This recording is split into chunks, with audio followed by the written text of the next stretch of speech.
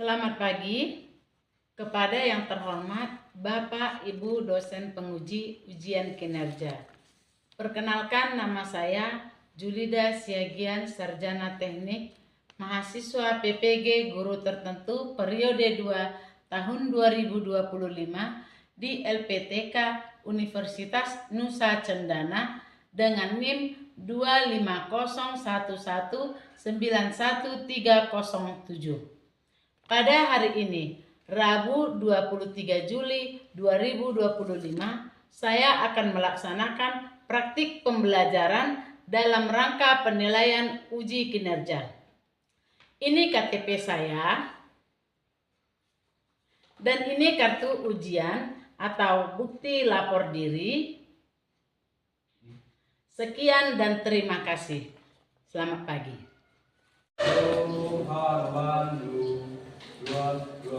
Ya.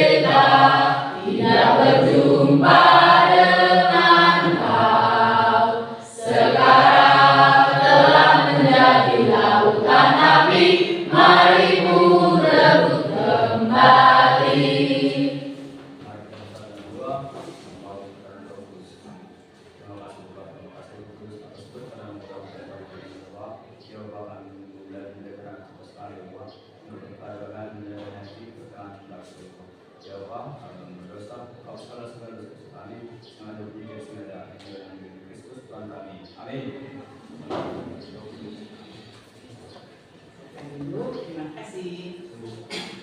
Kita mulai ya dengan job profile. Pernah nggak mendengar ini job profile? Siapa yang bisa bahasa Inggris? Yang agak-agak bisa bahasa Inggris? Kalau job itu apa? Pekerjaan. Profile? Semacam profesi ya, bisa dikatakan profesi. Jadi kalau job profile ini bisa dikatakan profesi atau pekerjaan. Dalam hal ini kita mempelajari mengenai pekerjaan yang berhubungan dengan dunia konstruksi atau bangunan. Coba baca sama-sama. Coba ayo kita baca sama-sama ya. 1, 2, 3 ya. Job profile atau profil pekerjaan merupakan deskripsi yang berisikan informasi lengkap terkait suatu pekerjaan yang meliputi tugas-tugas pokok yang harus dikuasai oleh seseorang. Contohnya seorang drafter. Drafter wajib menguasai teknik menggambar manual menggunakan peralatan tulis dan aplikasi perangkat lunak. Oke, terima kasih. Job profile itu tadi berisikan informasi lengkap atau profesi yang harus ditekuni seseorang, ya, yang harus dipahami oleh seseorang ketika dia memegang suatu peranan atau pekerjaan. Contohnya apa? Drafter. Pernah dengar kata drafter enggak? Pernah. Drafter itu bagian apa itu? Menggambar ya. Oke, bagus. Berarti kalian sudah agak mengenal ya. Drafter wajib menguasai teknik menggambar manual menggunakan peralatan tulis dan aplikasi perangkat lunak. Itu hanya salah satu contoh saja. Nanti lebih dalam kita bahas mengenai drafter. Jadi dibesarkan dulu.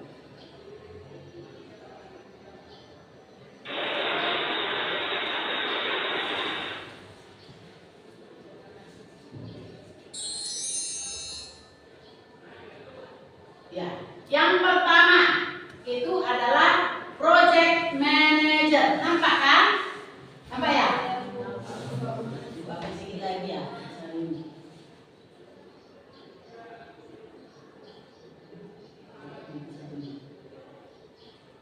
apa ini ya? Project manager. Apa itu project manager? Seorang profesional yang bertanggung jawab dalam mengelola dan mengarahkan suatu proyek. Di situ ada langsung kalimatnya, seorang profesional. Mungkin kalian tahu ya kalau yang bagaimana yang profesional ini ya, berarti dia sudah ahli di bidangnya. Itu makanya kalau project manager ini, inilah yang bertanggung jawab untuk sebuah proyek, pelaksanaan sebuah proyek. Ya, dia yang bertanggung jawab di semuanya. Atau bisa dikatakan di mana dialah kepala proyek itu. Tetapi bukan dia pemilik perusahaan, belum tentu. Ya, belum tentu dia pemilik perusahaan. Dia hanya menjalankan saja biasanya. Dikatakan project manager. Selanjutnya kita lihat apa tugasnya? Membuat rencana proyek yang terperinci, termasuk tujuan, jadwal, dan anggaran. Nah, dia yang buat jadwalnya, dia yang buat anggarannya. Ya, setelah dia buat itu, baru kemudian nanti dia lagi mengkoordinasikan tim proyek untuk memastikan setiap anggota tim memahami tanggung jawab mereka. Nah, dia mengkoordinasikan tim proyek untuk memastikan setiap anggota tim memahami tanggung jawab mereka. Jadi dia pastikan. Jadi dia memilih orang itu tidak sembarangan. Itu maksudnya ini ya, tidak asal-asal. Yang memang harus memahami pekerjaannya. Itu untuk project manager. Kemudian construction manager. Nah, ini juga dia seorang yang profesional juga. Ya, jadi jangan salah-salah. Apa maksudnya dikatakan profesional? Berarti dia sudah punya pengalaman. Ya, dia sudah punya pengalaman dalam bidang konstruksi. Jadi nggak main-main ya. Apabila nanti dia asal-asal, main-main atau tidak punya pengalaman atau masih sedikit pengalamannya, itu bisa membahayakan. Karena yang dipegang ini adalah proyek ya. Itu untuk construction manager. Apa tugasnya? Melakukan perencanaan proyek konstruksi. Ini sebenarnya hampir sama ini dengan apa tadi yang pertama? Yang pertama sebelum ini apa? Project manager. Jadi dia hampir sama dengan ini ya. Lihatlah tugas dan tanggung jawabnya. Melakukan perencanaan proyek konstruksi. Jadi hampir sama. Kemudian setelah itu sambil diperhatikan ya. Nanti ini juga yang kita tanyakan, dan nanti tugas kalian secara berkelompok mengenai ini juga nanti. Yang selanjutnya site manager. Apa itu? Ini juga masih profesional. Ya. Jadi ini kepala-kepalanya ini ya. Para kepala-kepalanya ini, project manager, construction manager, site manager, itu masih termasuk di atas. Jadi dia harus yang punya pengalaman. Mengawasi arah proyek, memastikan bahwa spesifikasi dan persyaratan klien terpenuhi. Sampai ke bawah, menjaga prosedur kontrol kualitas, menemukan cara untuk mencegah terjadinya masalah dan memecahkan masalah yang muncul. Apa maksudnya? Ketika ada suatu masalah di dalam proyek itu, dia yang mencarikan solusinya. Ya, bagaimana cara terbaik? Jangan salah loh. Kalau di proyek itu biasanya itu dunia proyek itu keras ya. Bisa dikatakan agak keras ya dunia proyek ya. Ya, apalagi kalau berhadapan dengan tukang. Ibu pernah punya pengalaman, kasih cerita sedikit ya. Ibu pernah punya pengalaman, ya. Waktu itu ibu jadi supervisor atau pengawas. Supervisor itu pengawas ya. Kami punya proyek 23 bangunan sekolah. 13 di Bali G, 10 di Samosir. Waktu itu ibu masih gadis. Dan itulah pertama kali ibu memijak Samosir. Datang ke Samosir. Jadi waktu itu proyeknya di Bali G yang 13, salah satunya ada sekolah. Itu ada masalahnya. Seperti ini dia. Kebetulan pelaksananya kepala sekolah. Mau melihat sekolah SD, pelaksana kepala sekolah. ya. Ternyata datang orang yang di kampung itu. Nah, pemuda-pemuda di situ atau orang tua, mereka bilang gini, nanti kalau proyeknya udah mulai jalan, hasilnya dari kami ya, katanya. Mereka kan penduduk setempat, hasilnya dari kami ya, katanya. Oh, jadi kepala sekolah ini karena dia itu lihat ini penduduk setempat, kayak enak juga dia nolak kan? Diiyakannya, ya aman, katanya. Nah, tiba-tiba pelaksanaan proyek masuk hasilnya. Datang ibu, kebetulan ini jauh sekali karena kebetulan ibu di situ konsultan pengawas, bukan di kontraktor, konsultan pengawas, ya, supervisor untuk konsultan pengawas. Ibu lihat di situ pasirnya, ternyata tidak semua pasir sesuai atau cocok untuk bangunan. Kalian sudah praktek belum? Sudah ada belum praktek ini batu gunung ya? Jadi tidak semua pasir bisa cocok untuk bangunan. Jangan salah, ya. Pasir yang di Danau Toba itu belum tentu bisa untuk bangunan. Karena apa? Karena dia banyak mengandung kaca. Kalau dia ditimpa matahari kan bersinar itu. Bukan maksudnya kaca-kaca kayak gelas itu, tetapi dia ada unsur-unsurnya seperti kaca gitu. Dia tidak mengikat ke semen, tidak mengikat dia ke campuran yang lain. Jadi seperti itu tidak boleh dipakai. Jadi mereka tidak paham. Kepala sekolah itu juga tidak paham. Dia terima saja. Masuk pasir, ibu lihat, kebetulan ibu mengawas jadwal ke situ. Ini pasir begitu datang ibu lihat sini, sudah bersinar-sinar pasirnya dari sana. Itu kenapa pasir yang dari danau dia ambil sini, bilang. Loh, apa bedanya? Kan pasir, kata kepala sekolah. Itu tidak bisa pasir itu. Ganti, ibu bilang. Marah ininya yang memasuk pasir ini. Marah dia. Terus diancamnya kepala sekolah. Karena di kepala sekolah jadinya dia. Karena ibu bilang kan ganti, tidak boleh pakai pasir itu. Yang mau memakai bangunan sekolah ini anak kalian, ibu bilang. Iya kan? Anakmu yang mau memakai sekolah ini.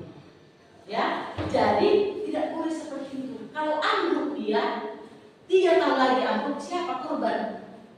Kan anaknya. Jadi ibu suruh ganti. Ternyata dia marah sama kepala sekolahnya, dia marah. Dia ancamnya kepala sekolah. Kalau nggak kalian kasih kami yang masukkan pasir itu, lihatlah besok udah roboh itu apanya bangunan. Katanya, aku kepala sekolah melapor sama ibu, langsung saya datangi. Kalau besok roboh sekolah ini, berarti bapak yang buat, saya bilang.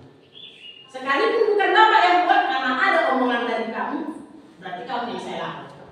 Bilang langsung, diam terus pergi. Ya udah setelah itu aman. Dia takut juga kan? Malahan jadi dia itu menjaga kan? Malah kalau nanti ada yang mengganggu kan, jadi dia kena tuduh kan? Nah seperti itulah. Jadi banyak kecurangan pun banyak di proyek ya. Mau mencurangi bahan, ya. Ibu juga pernah pengalaman seperti itu juga. Dia sennya, contohnya sennya BJLS begini, ya. Tapi yang dimasukkan beda, dimasukkan sama ininya, tukangnya kan. Terus kepala sekolah negara diancam langsung. Akhirnya kepala sekolah melapor sama ibu.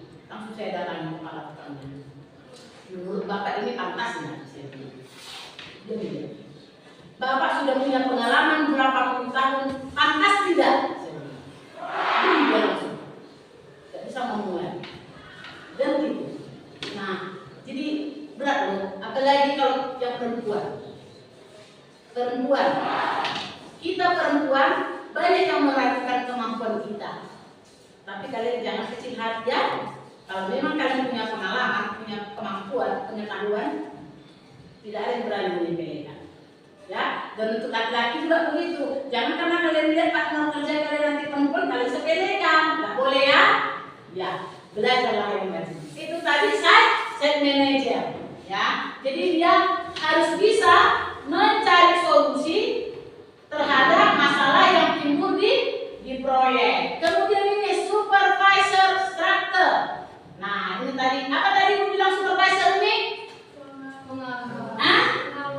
Pengawas. Jadi ingat,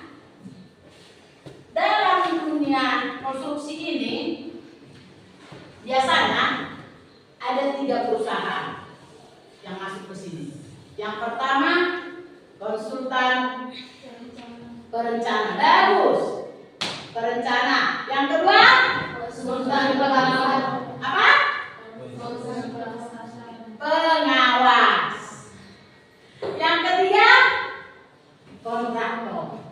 Inilah yang dinamakan pelaksana. Ya. Jadi ini harus ada yang tidak ini.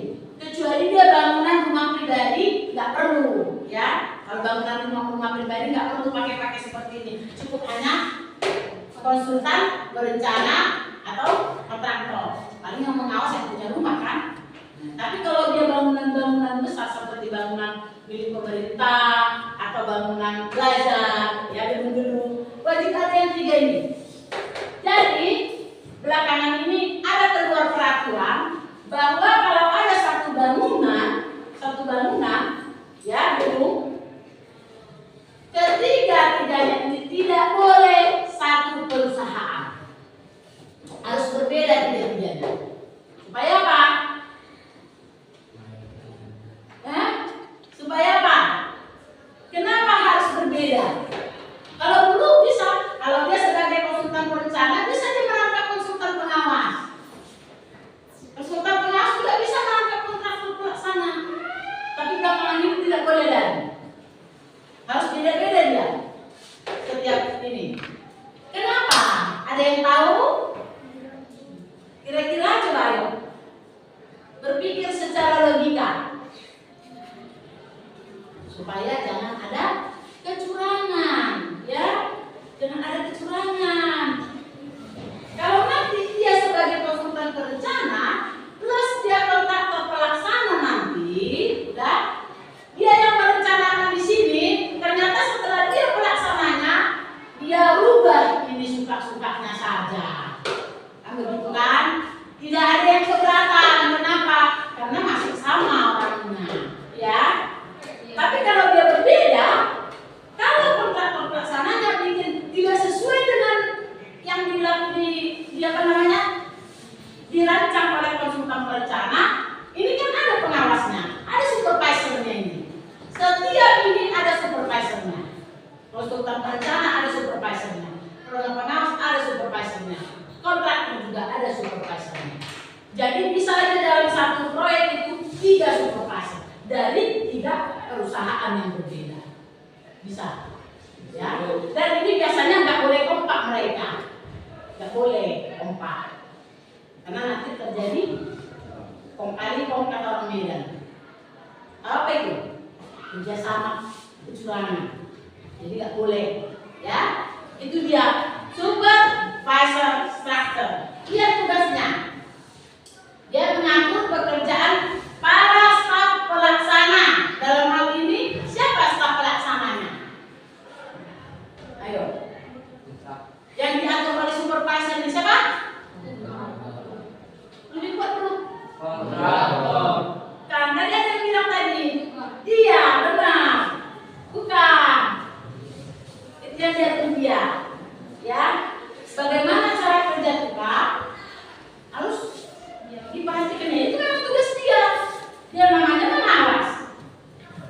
Ya, harus sesuai dengan perencanaan. Itu untuk supervisor. Tapi lihat coba pengertiannya ini. Adakah di sini dibilang profesional? Seperti tadi yang manajer itu pertama kali pasti ada dibilang profesional, ya kan? Tapi ini kok nggak ada dibilang profesional ya? Nah, ayo. Kok nggak ada dibilang profesionalnya? Berarti kalau tamat STM boleh jadi supervisor ya? Ya? Boleh ya? Boleh. Tamat STM boleh jadi supervisor. Kalau memang kalian memahami, silakan kalian melamar kerja supervisor. Tapi masih yang kecil-kecil dulu. Jangan langsung kalian mau bangun gedung plaza mau jadi supervisor itu. Nanti toko itu kalian, ya. Tukang ini kadang ada ininya, jubul-jubulnya, ya kan? Kalau dia lihat supervisornya lemah, ya toko yang non, ya kan? Dibilangnya lah kalau perencanaan untuk pasangan ini, contohnya pasangan yang ini, yang satu ini, satu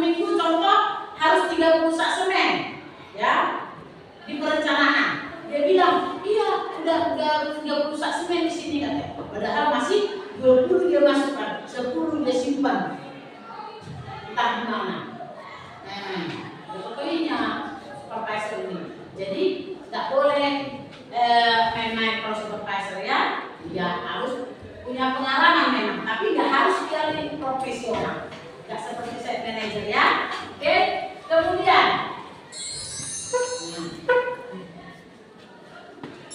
sebelumnya ya tadi site manager ke supervisor.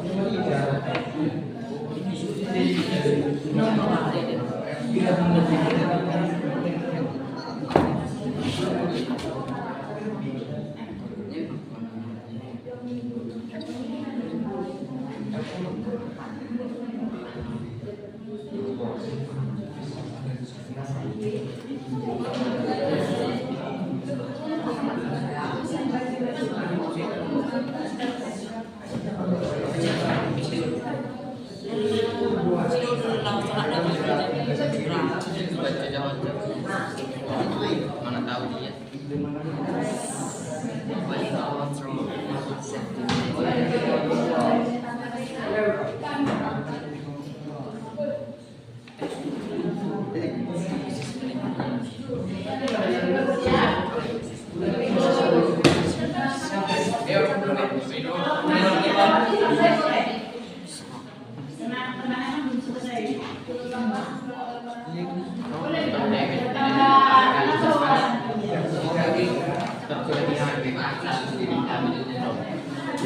Sampai menuju kemana yang sudah selesai boleh disampaikannya.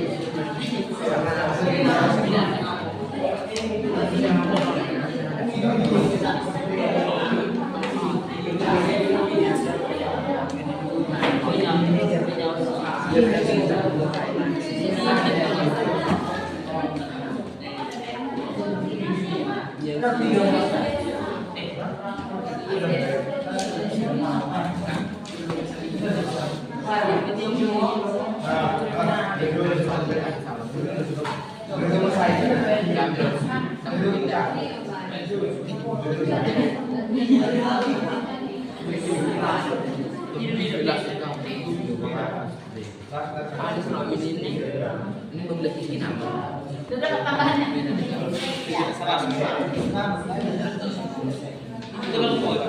Berapa? Iya, semangat.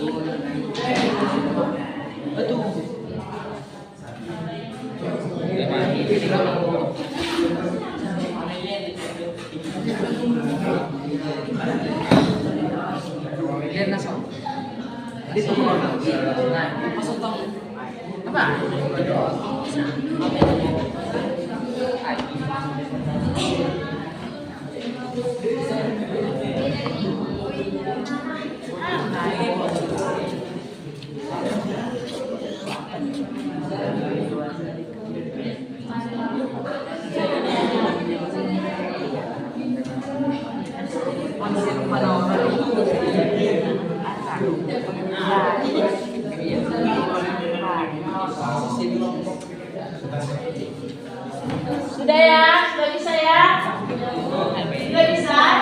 Yang ini yang di sana gimana?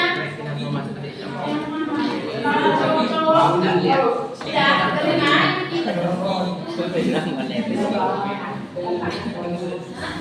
Ayo, salah teman yang mengumpulkan ke depan. Salah temannya.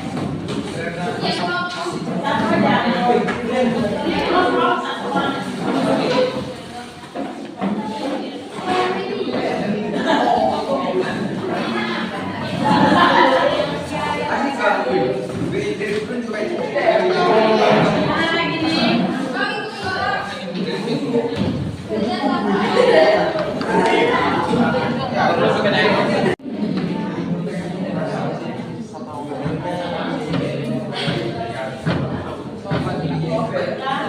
Ada yang mau?